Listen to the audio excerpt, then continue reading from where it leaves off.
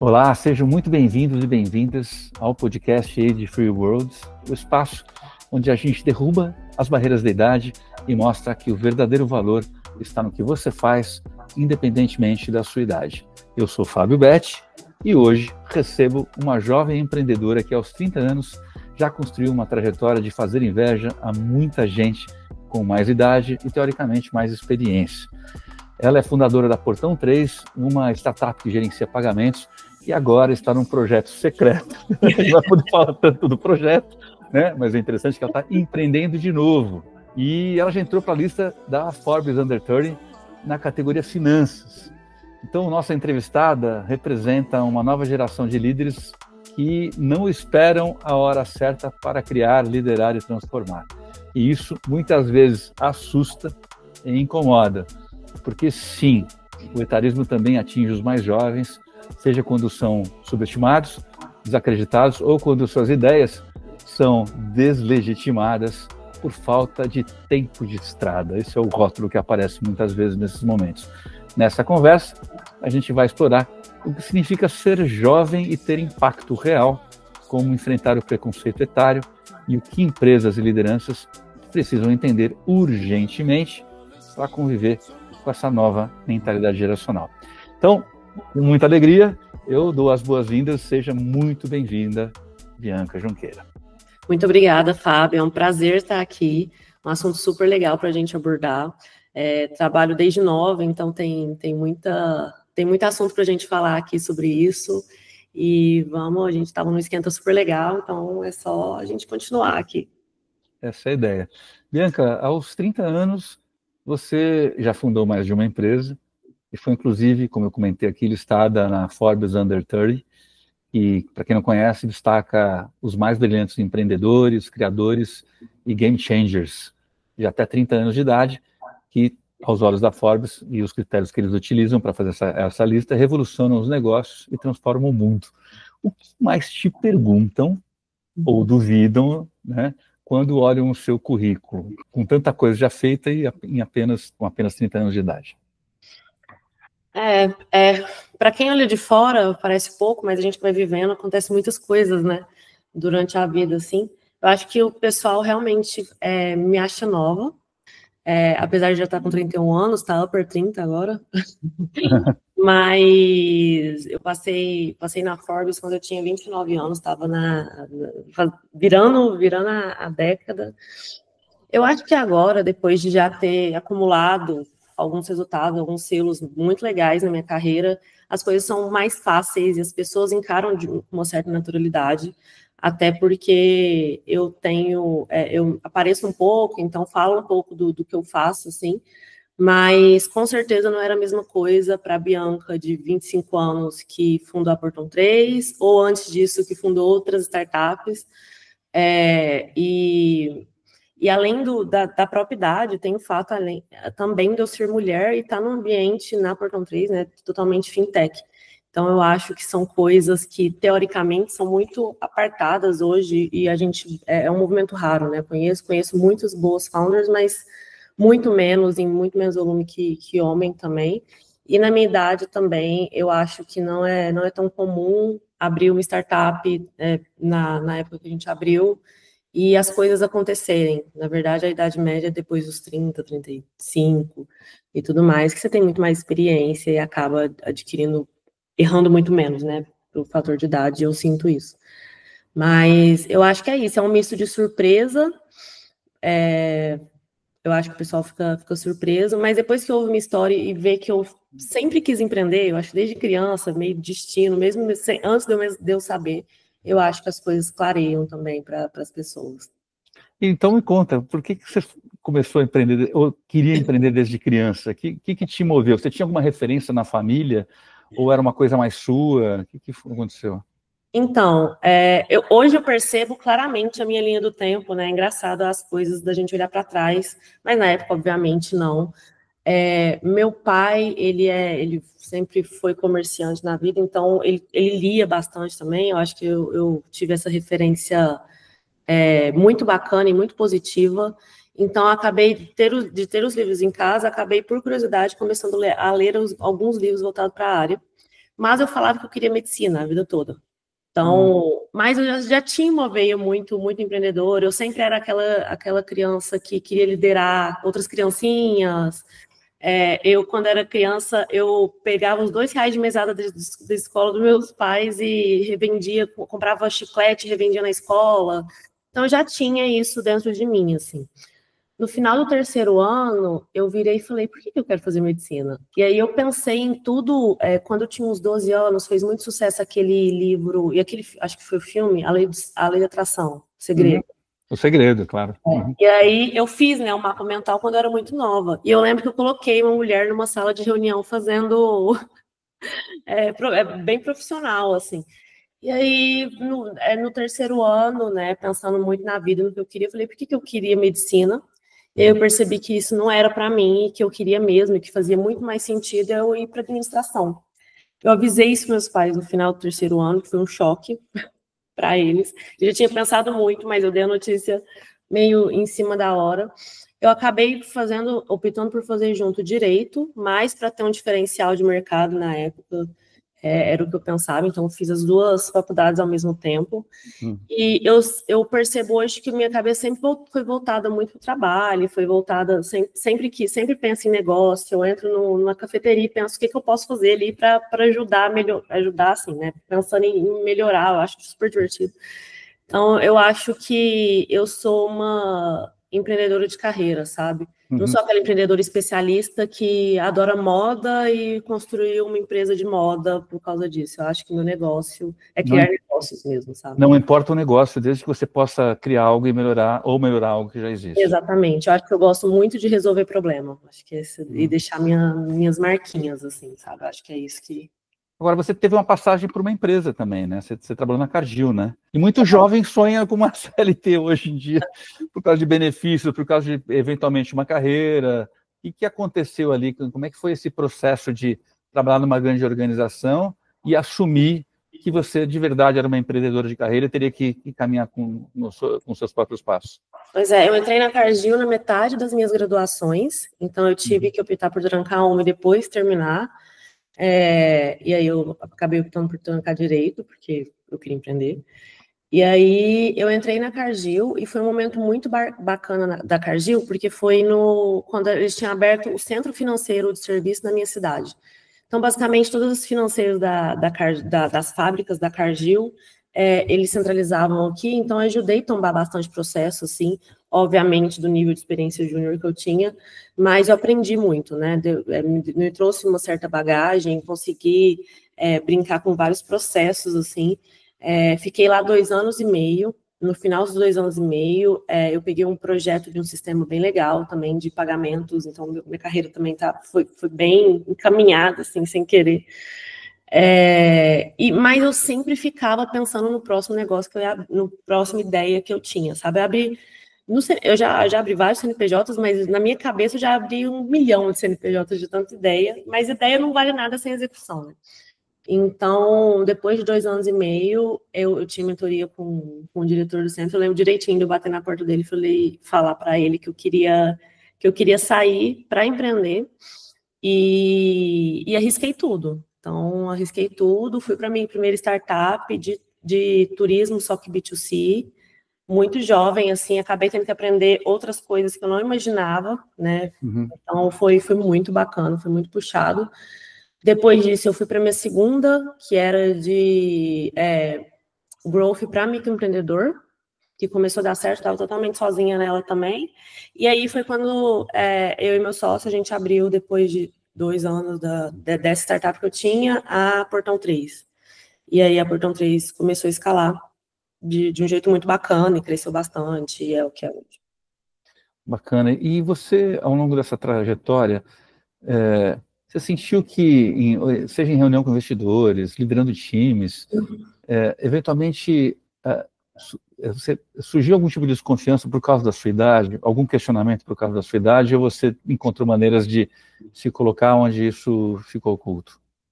Eu acho que isso é uma coisa importante para quando a gente está com falta de confiança, mas número e resultado são dados, é a única coisa inegável que você tem, sabe? Assim, é lógico que, para mim, nova mulher nesse ambiente, eu passei por períodos de grandes inseguranças, assim, sabe? Eu tive que construir isso junto com a empresa crescendo.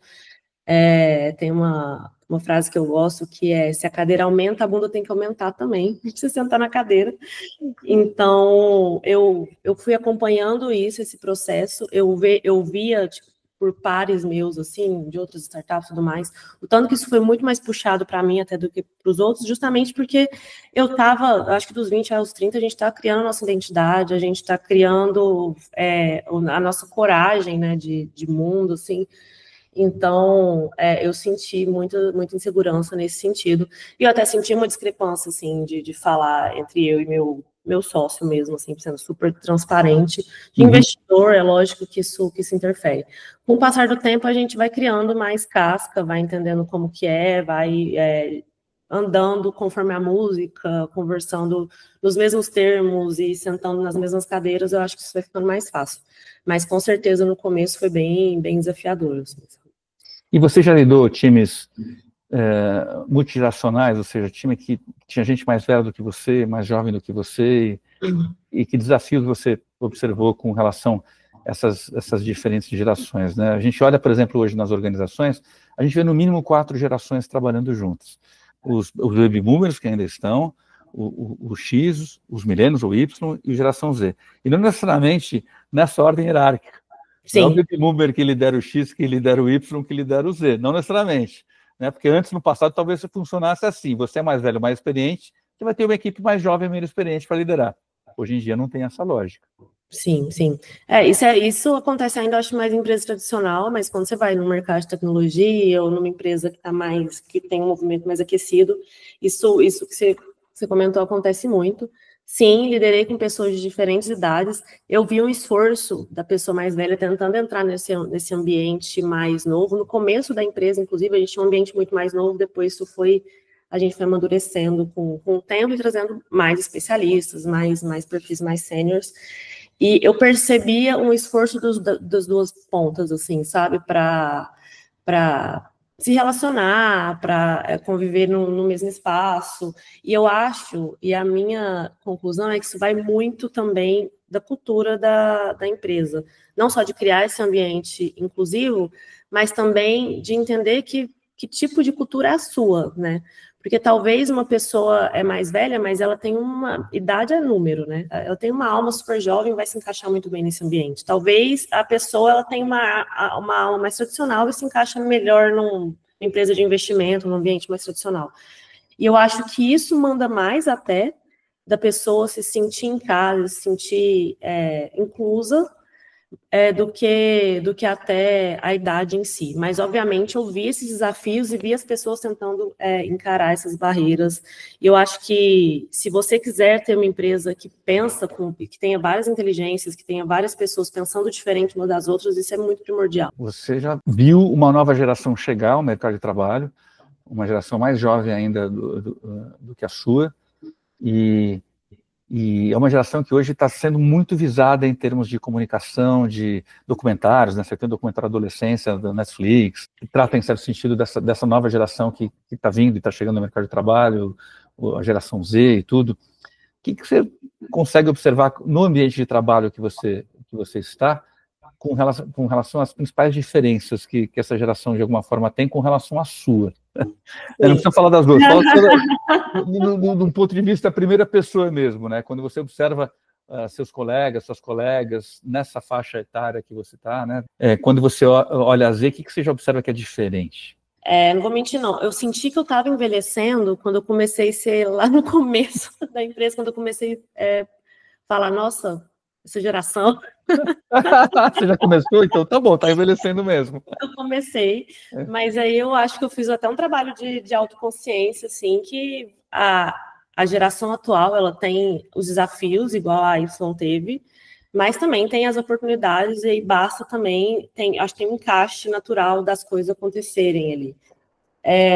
É desafiador trabalhar com a nova geração, porque eu sou de uma geração diferente, e eu acho que a gente lida com as coisas de uma forma diferente. É uma geração que preza muito pela liberdade, que coloca objetivos pessoais muito acima dos objetivos de trabalho. Não estou falando que isso é nem errado nem certo, assim. Eu acho que, inclusive, o equilíbrio é o lugar, né, de estar. É uma geração com uma cabeça muito criativa, que eu percebo que é uma geração muito engajada, né? Depois eu comecei a pensar, não, toda geração tem as coisas boas e toda geração tem os desafios também. E aí eu acho que é muito mais aproveitar o perfil e, de novo, ir no ponto de cultura e de ter cabeças diferentes para encaixar as pessoas nas cadeiras certas, sabe? O que você aprendeu para poder lidar com essas pessoas de um perfil diferente, que vem, apesar da diferença pequena de idade, a gente está falando de 10 anos, talvez, né, de diferença Dá de pra idade. sentir. Mas que táticas ou estratégias você tem usado para lidar bem com essa geração, e como você falou, né, tirar o melhor possível daquilo que ela pode entregar, independentemente dessas diferenças? Eu acho que é enxergar cada pessoa que entra na empresa como um indivíduo muito único, no sentido de skills, tanto soft quanto hard, mas para entender que onde aquela pessoa se encaixa. E muitas vezes, onde ela se encaixa não é onde está as habilidades técnicas dela, né? É aproveitar aquilo que as pessoas não percebem muito e está muito no ser da pessoa, né? E outra coisa que eu sempre fui a favor é criar um ambiente de muita liberdade, para a pessoa poder ser ela mesma. Porque a gente tem muito mais a ganhar como empresa da pessoa ser ela mesma, porque ela vai estar confortável naquele ambiente, ela vai trazer o melhor dela para ali, porque eu tenho uma opinião de que a vida é um só. A gente não separa trabalho e vida pessoal, não é assim, não é ruptura, né, igual aquela série. A gente é uma pessoa só e a gente gasta um terço da vida trabalhando ou mais, né? E é muito tempo da vida para você separar e depois você ser feliz. Então, dar esse ambiente que proporcione você trabalhar com prazer. Eu sou uma pessoa que gosta muito de trabalhar, mas eu gosto muito de trabalhar num ambiente prazeroso, num ambiente que eu me divirta junto, sabe? Então, eu acho que criar esse ambiente faz total diferença, sabe? Para encaixar qualquer cultura, qualquer faixa etária, mas eu acho que é um pouco disso, assim. E você, eu vou colocar aqui você como... Você está ensanduichada, tá? Que vamos imaginar essa, né? Por pessoas mais velhas, que com mais experiência de vida, pelo menos, né? E que eventualmente atingiram um sucesso por ter acumulado uma experiência de vida, e por pessoas chegando agora no mercado do trabalho, criando outro tipo de pressão. Reconhecendo que você lida com esses dois públicos que são ainda mais distintos. Você falou um pouquinho de coisas que você observa de diferenciação da sua geração, dos milênios, geração Y com relação à geração Z, e eventualmente, quando a gente olha a minha geração, até os baby boomers, com relação à geração Z, esse ato é ainda maior, essas diferenças aí de perfis, de personalidades e tudo mais. Minha pergunta é assim, o que você acha que essas pessoas mais jovens deveriam enxergar com mais empatia com relação aos mais velhos? E o que você sente que os mais velhos deveriam enxergar com mais empatia com relação aos mais jovens? É como se estivesse realmente no meio dessa luta. Sim. Até que tem luta, e às vezes tem, né? Olhando para aquele muito mais jovem, olhando para aquela pessoa que ele se considera ultrapassada, né? Que faz coisas que não fazem nenhum sentido, e aquele outro que está do outro lado lá com uma tremenda história de vida, olhando para aquele muito mais jovem, não entendendo o que ele quer, o que ele espera, achando que ele está perdido, etc. Tal. O que você acha que cada um deveria ter mais empatia com relação ao outro lado? Sim. Para mim, isso é até um privilégio, né? De poder olhar os dois mundos e pegar o melhor dos dois mundos. Mas eu sou uma pessoa muito mais eficiente, muito mais sábia, muito mais experiente do que eu era há 10 anos atrás. E eu acho que isso tende a aumentar com as experiências e com os erros, isso é normal. Então, eu consigo fazer muito mais com muito menos tempo, eu consigo ser muito mais eficiente, minha comunicação está melhor. Então, a gente ganha muito com a idade, né? Eu acho que a geração mais nova entender isso e aproveitar e não errar onde as pessoas já erraram, sabe? Eu acho que a gente tem muita facilidade de esquecer as coisas e de fazer os mesmos erros e ter os mesmos problemas, sabe? Eu acho que hoje, até com esse movimento acelerado de startup, a gente perdeu até um pouco da análise crítica. Isso é a coisa que eu acho que a gente mais perdeu, inclusive, dessa geração mais nova para mais velha, sabe? Assim, a gente quer fazer, e a análise crítica está cada dia mais difícil. Eu acho que isso da geração mais velha é uma coisa que a geração mais nova poderia aproveitar. E, ao contrário, eu acho que essa motivação e esse engajamento da geração mais nova, que eu comentei, eu acho que é uma coisa também que a geração mais velha podia olhar de outros olhos, assim. A gente sabe que o mundo vai sempre evoluir, a gente vai estar sempre numa situação de mundo diferente, assim, e a gente sempre tem o que aproveitar com o outro, independente da idade, sabe? Então, olhar para esses pontos positivos que a gente não tem, até pela nossa geração, a geração mais velha também, eu acho que tem muito mais constância de fazer as coisas, enquanto a geração mais nova quer fazer coisas novas, né? A geração mais velha tem mais constância, acho que a motivação diária ali. Então, a gente olhar e não repetir erros do passado, eu acho que é fundamental, e a mesma coisa, o contrário, olhar o que a gente trouxe de novo nessa nova geração e aproveitar, que é muito tecnologia, tem muita inovação aí também, né? Mas você falou que você é uma empreendedora de carreira, né? Você tá na alma. E é curioso porque muitas organizações, elas querem, no fundo, que seus executivos, as suas pessoas executivas, de alguma forma também demonstrem um perfil empreendedor. Até criam valores tipo senso de dono, né? Que é espírito de dono, que tem muito a ver com uma capacidade de tomar risco, de propor ideias novas, de questionar o status quo. Então, é isso que eles chamam de perfil empreendedor. Por outro lado, as pessoas que têm perfil empreendedor como você não ficam nessas organizações. Elas vão empreender, de verdade, na real. Sim. E com a passagem que você teve quando você está fazendo as suas duas formações, que você citou aqui para a gente no início da conversa, será que teria alguma coisa que as grandes organizações poderiam fazer para atrair pessoas executivas? Aí eu estou, né, que de alguma forma consigam desenvolver um mínimo de um perfil empreendedor para que as organizações tivessem o melhor do empreendedor dentro delas e, ao mesmo tempo, essas pessoas sentissem que, de fato, elas estão empreendendo, não é só um jogo de palavras bonito, um projeto, uma campanha de cultura, alguma coisa assim. Eu sei que pessoas como você talvez não sejam tão atraídas, né, por essas mudanças eventuais que essas organizações poderiam fazer. Mas tem muitas pessoas que ficam naquele limiar, né? Eu queria empreender um pouco mais, mas talvez não me sentisse à vontade para fazer isso sozinho ou sozinha. E se eu tivesse na organização grande que eu estou uma possibilidade de exercitar um pouco esse perfil, talvez eu ficasse mais feliz e escolhesse ficar por mais tempo nessa organização. Sim. Eu acho que tem duas coisas essenciais que eu, como empreendedora, eu acho que todo mundo que eu já conversei, inclusive tive uma conversa parecida esses dias sobre, mas eu acho que duas coisas que uma empresa, numa organização maior, poderia fazer é autonomia e senso de pertencimento. Eu acho que todo empreendedor busca ter autonomia e poder navegar dentro da empresa, sabe? É muito gostoso a gente misturar áreas, resolver problemas, que eu acho que qualquer papel de liderança procura isso. Então, esse senso de autonomia, e é uma coisa que tem hora que é difícil. Uma empresa com IPO é difícil, né, você ter autonomia lá dentro. Então, no nível que a empresa permitir, e eu acho que um senso de pertencimento de eu vou chegar em algum lugar com essa empresa, a gente está junto para fazer X acontecer, criar, chamar junto a pessoa com transparência mesmo, olha, está acontecendo isso, esses são os nossos problemas, a gente vai chegar ali, porque muitas vezes as pessoas, mesmo em cargo de gestão alto, entram muito cega, né, dentro da empresa, assim, não sabe o topo mesmo, onde eles querem chegar, quais são os desafios, o que eles estão sofrendo. Então, as pessoas que querem empreender, elas gostam de problema, elas não têm problema com isso, muito pelo contrário, eles querem estar junto mesmo, ter esse senso de pertencimento, ter ali pessoas que vai fazer isso acontecer junto com eles, sabe? Então, acho que esses dois pontos, assim, autonomia e senso de pertencimento, são coisas que quem empreende busca muito, sabe?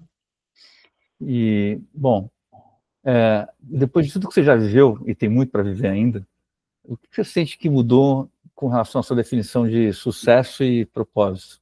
Quando você se faz a pergunta, o que é sucesso para você e qual que é o propósito do seu trabalho, o propósito da sua vida nesse momento da sua trajetória? Eu sempre tive uma concepção que sucesso ele é diferente para cada pessoa. Eu não vinculo sucesso só à vida profissional, nunca vinculei, assim, sabe? Mas é muito fácil quando a gente está muito dentro, né, de um negócio, dentro de um trabalho, da gente se misturar tanto com o negócio que a gente perde um pouco do limiar de quem é você e do que é o negócio. Quando eu saí da operação da Portão 3, eu acho que eu tive um grande desafio de entender quem é a Bianca e quem não é a Bianca, fundadora da Portão 3, sabe? E eu sempre tive uma vontade muito grande, e a Portão 3 foi muito meio disso. Depois, ano passado também, entrei em outra startup, estou empreendendo. Também é muito meio disso, de fazer as coisas acontecerem diferente no meu entorno. Então, acho que isso é o que me motiva, que brilha meu olho. Eu acho que a gente tem que ir pelo círculo menor que a família, depois pela sua comunidade, e aumentando conforme seu poder de escala aumenta também. E eu acho que esse é um dos principais motivos que me movem. Assim, eu sou jovem, o que eu posso fazer para mudar as coisas mesmo? Eu acho que isso é sucesso para mim, sabe? Eu ser referência para mim do que eu estou conseguindo fazer de diferente, assim. E também ter uma vida que eu não precise olhar para trás e falar, nossa, podia ter feito isso. E eu acho que eu vivo bastante, assim, não tenho medo de viver, sou bem intensa, então minha vida acontece muitas coisas nela, e para mim isso é muito sucesso também, sabe? Olhar para todas as camadas da sua vida, olhar para a sua saúde está em dia, viajar, eu amo viajar. Então, tem outras camadas que definem o que é sucesso para cada um, e eu acho que para mim é um pouco disso. Sensacional. E aqui na abertura eu revelei que você está envolvido em um novo projeto que na fase em que está ele é secreto, não pode falar. Então, eu não vou fazer a pergunta sobre revele para a gente algo que você não pode falar, porque seria um absurdo, mas eu tenho curiosidade, né, quiser olhar para o seu futuro aí, que temas estão te mobilizando e se tem algo novo nascendo, não do ponto de vista da startup, que eu sei que obviamente tem, mas se tem novos temas que estão te atraindo e te fazendo brilhar os olhos novamente para empreender, né? Para onde você está olhando quando você pensa aí nesse futuro? E não falar de longo prazo, que, meu Deus do céu, é assustador, né? Esse futuro de curto prazo, aí, no seu horizonte de 2 a 5 anos, aí, o que está te chamando, te fazendo brilhar os olhos nesse momento? Eu tenho muitos setores que eu gosto muito. Normalmente são os setores que as pessoas não gostam, porque são os mais difíceis de resolver.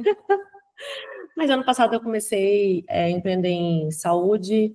Eu gosto muito de educação, sempre gostei, assim.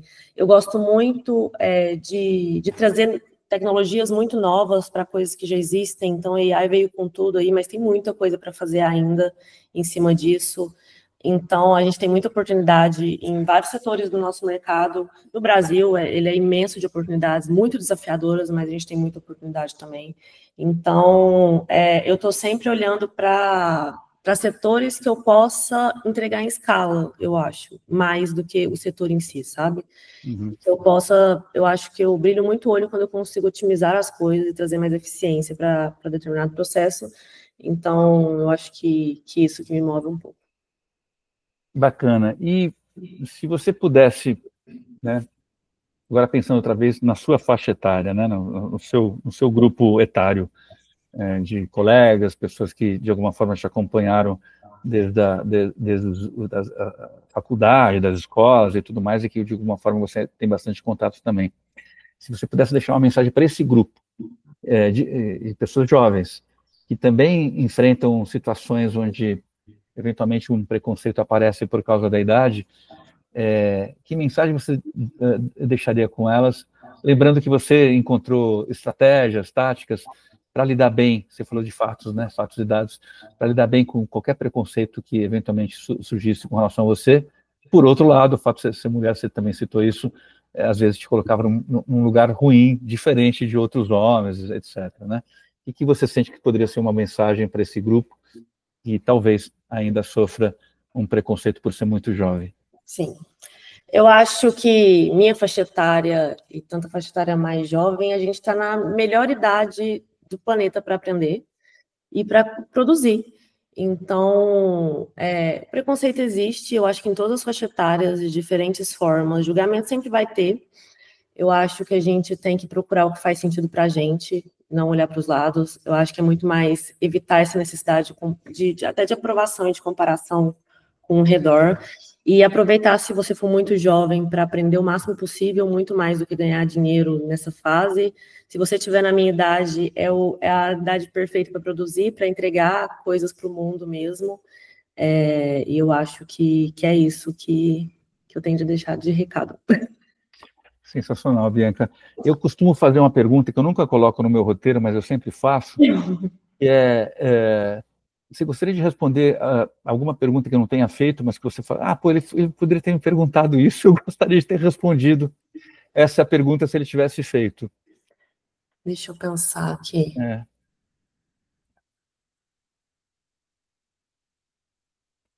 Não sei.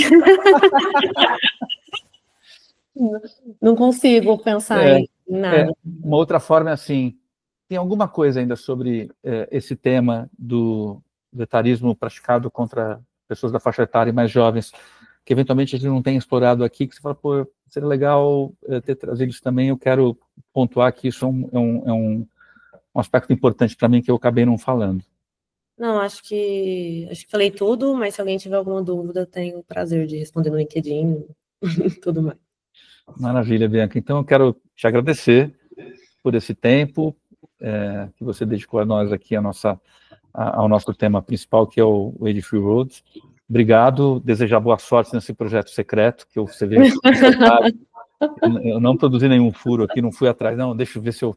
porque eu sei que tem momentos do empreender que você tem que cuidar muito até que você esteja pronta para divulgar, então eu te desejo muito sucesso.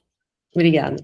E eu queria agradecer a todos os demais que nos acompanharam aqui no Age Free Roads, uma iniciativa que procura combater o etarismo não só praticado contra os mais velhos, mas contra todas as idades. E lembrando que o nosso próximo episódio, a gente procura aqui sempre fazer um balanço entre uma pessoa mais jovem e uma pessoa mais velha. É um caso inusitado, que eu vou trazer aqui só um teaser aqui, não vou falar muito, mas é um profissional bastante tarimbado da imprensa, um jovem 60 a mais, que é um grande apresentador, não vou falar mais, de um jornal importante, e vai estar também trazendo a sua perspectiva sobre o etarismo praticado no grupo de imprensa, na mídia e tudo mais. Será que tem? Será que não tem? Será que tem uma longevidade dos profissionais de imprensa hoje? Ou eles já estão sendo descartados pelos mais jovens e até pela inteligência artificial? Esse é tema para o nosso próximo episódio. A gente já ficando por aqui, agradecendo a todos que participaram. E mais uma vez, muito obrigado, Bianca. Espero que a gente possa trocar figurinhas. Você já falou que tem umas pessoas mais jovens também que você quer indicar para entrevistar. Depois a gente conversa então aqui no para saber aí suas dicas, tá bom? Muito obrigado. Valeu. Agradeço, até mais.